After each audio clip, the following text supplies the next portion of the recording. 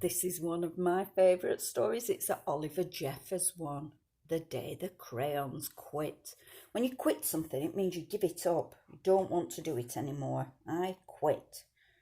And the crayons are all going to quit. One day in class, Duncan went to take out his crayons and found a stack of letters with his name on them.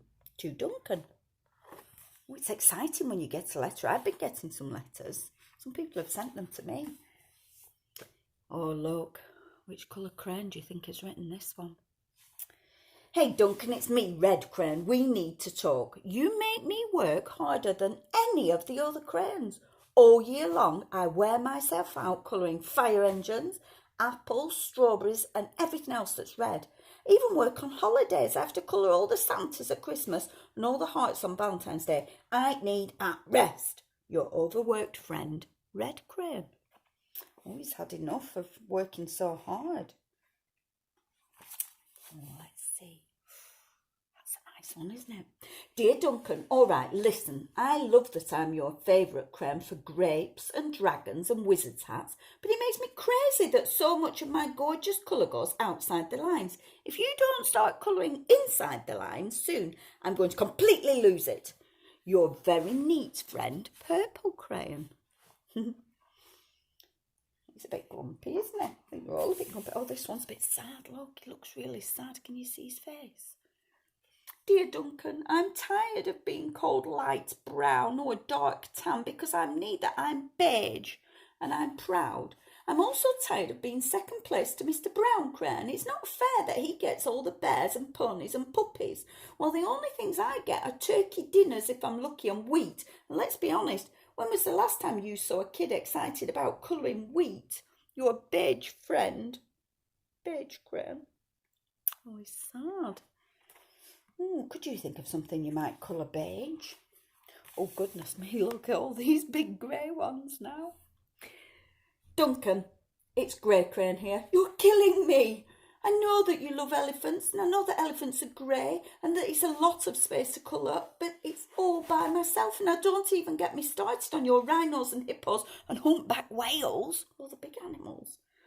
You know how tired I am after handling one of those things, such big animals. Tiny penguins are grey, you know. You see. And so are very tiny grey rocks and pebbles. What about one of those once in a while to give me a break? Your very tired friend, Grey Crayon. Oh dear. Oh, can you guess which one this is? Look, you can only see his eyes and his mouth.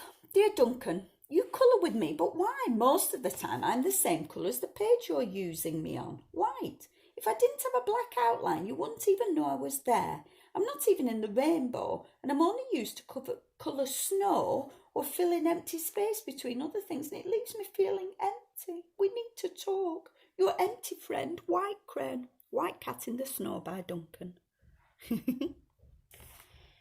funny, isn't it? Can't see it. Oh, look, he's black. I've never seen a black rainbow, have you?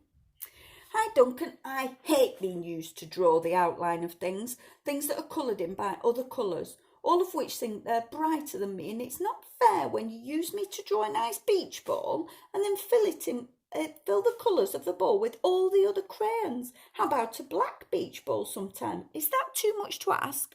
Your friend, Black Crayon. Oh dear, all the crayons have had enough, haven't they? I can see why they want to quit. Oh, look, that's green. That's my favourite. Dear Duncan, as Green Crayon, I'm writing for two reasons. One is to say that I like my work.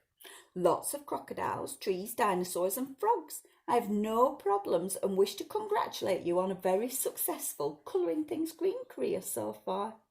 The second reason I write is for my friends Yellow and Orange Crayon, who are no longer speaking to each other. Both crayons feel they should be the colour of the sun. Please settle this soon because they're driving the rest of us crazy. Your happy friend, Green Crayon. Who is a happy one.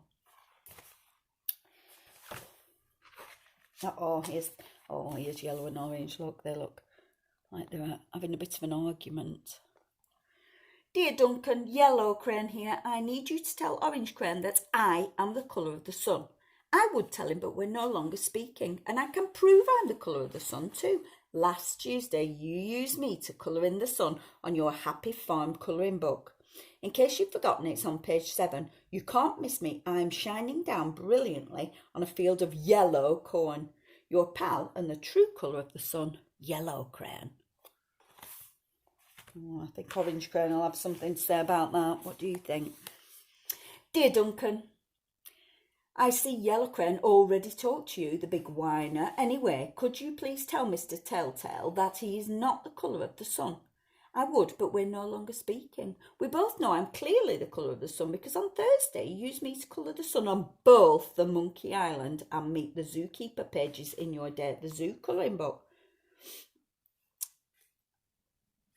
Are you... Orange, you glad I'm here? That's a silly joke. I couldn't even read it then. Your pal and the real colour of the sun, orange crayon. Oh, what do you think? Is the sun orange or is the sun yellow? Is it a bit of both? Maybe. Dear Duncan, it's been great being your favourite colour. Look how small he's got. For this past year and the year before and the year before that, I've really enjoyed all these oceans and lakes and rivers and raindrops and rain clouds and clear skies. But the bad news is I'm so short and stubby, I can't even see over the railing in the crayon box anymore. I need a break. Your very stubby friend, Blue Crayon. Oh, it's pink now. Duncan, okay, listen here, kid. You have not used me once in the last year. Is it because you think I'm a girl's colour? We know there's no such thing as girls' colours, don't we? Or boys' colours. There's just colours. Speaking of which, please tell your little sister I said thank you for using me to colour her Pretty Princess colouring book. I think she did a fabulous job of staying in the lines.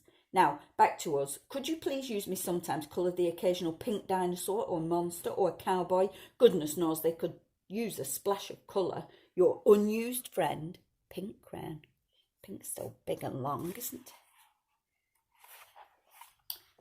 Oh, who's this hiding in the box? Hey Duncan, it's me, Peach Crayon.